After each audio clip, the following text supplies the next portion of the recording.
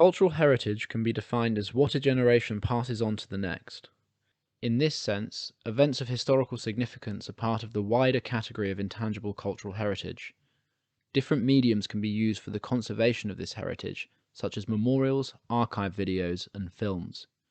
The following documentary reports on 3 events that are important for specific cultural groups and that are of value for British society as a whole.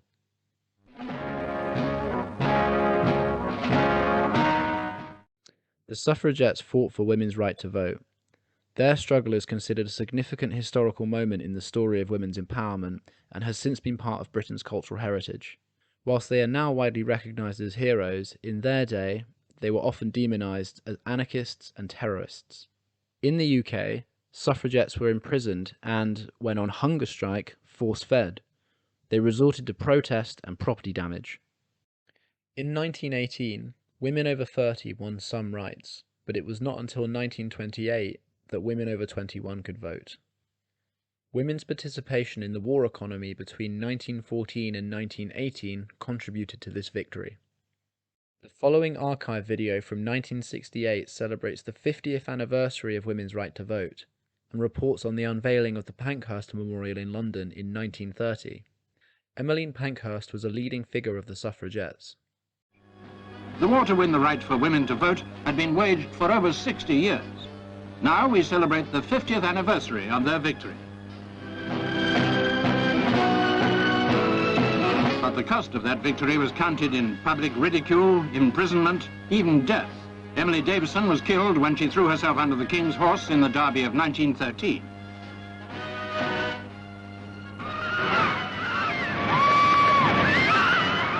Leader of the suffragettes, Mrs. Emmeline Pankhurst.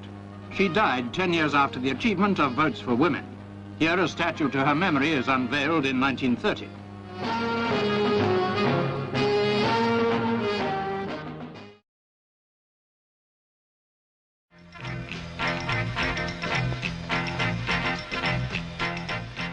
The Battle of Bogside is part of British cultural heritage due to its significance for the civil rights movement in Northern Ireland.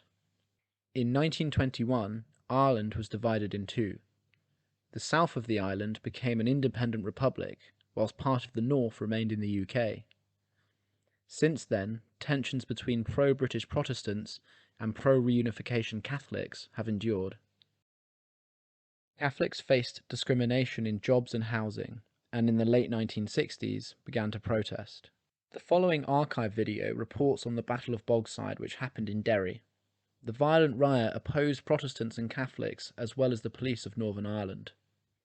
It is known as the beginning of the Troubles, a conflict that lasted 30 years.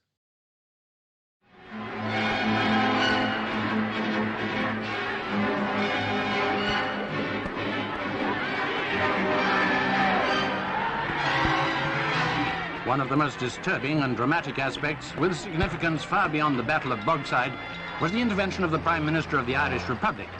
It implies a resurgence of the movement against partition. It suggests that the predominantly Catholic Republic may not remain inactive on behalf of Catholics in the North. It is clear now that the present situation cannot be allowed to continue. It is evident also that the Stormont government is no longer in control of the situation. Indeed, the present situation is the inevitable outcome of the policies pursued for decades by successive Stormont governments. It is clear also that the Irish government can no longer stand by and see innocent people injured and perhaps worse.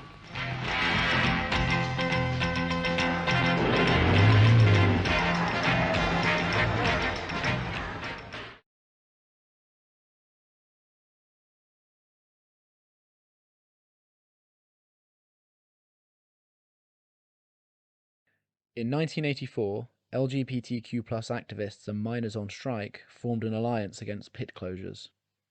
This moment is significant for both groups, and its cultural value for British society as a whole makes it part of our cultural heritage. Miners from across the UK started this year-long strike to oppose the government's decision to close mining pits.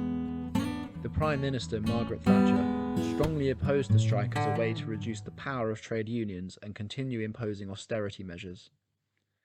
During the strike, Mark Ashton founded Lesbians and Gays Support the Miners, a group set up to raise donations for strikers in a Welsh mining village. The miners' strike was eventually defeated and hundreds of pits closed. Trade unions were significantly weakened and poverty rose in mining areas.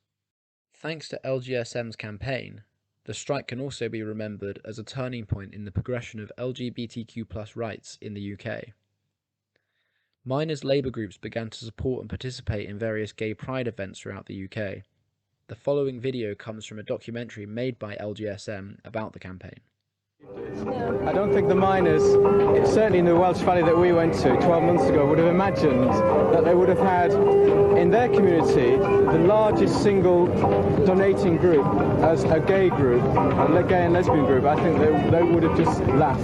And I think we would as well. I mean, to imagine that we would have been welcomed really so warmly. I mean, all the myths and all the barriers of prejudice were just broken down when we went down to the valley. It was really wonderful. It made me feel quite moved by the possibilities, as Nigel said, about how you can break down those barriers and you can make alliances, you can unite and fight. It was really good.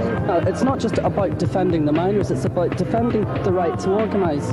It's about defending defence organisations, which unions are. We've got a gay community, we need a good gay defence organisation. That's what CHE should be. The miners and workers in general need defence organisations, and that's what unions are. And what this strike is about smashing those defence organisations and smashing their unions. And I'm not going to stand up for that, because we're starting that and there's no stopping it.